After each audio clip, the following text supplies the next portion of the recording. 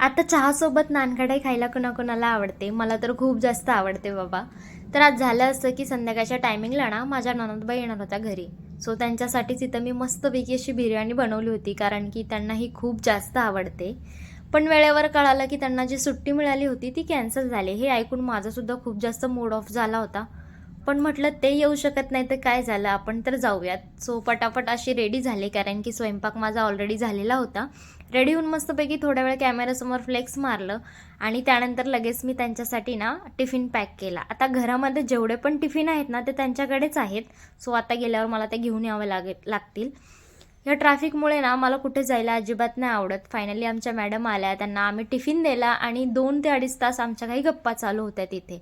घरी यायला खूप जास्त उशीर झाला होता. आल्यानंतर जेवण वगैरे केलं, किचन क्लीन केलं आणि शेवटी मग माझा स्किन केअर मी करून घेतला. सो असा होता आजचा माझा दिवस. Thank you for watching.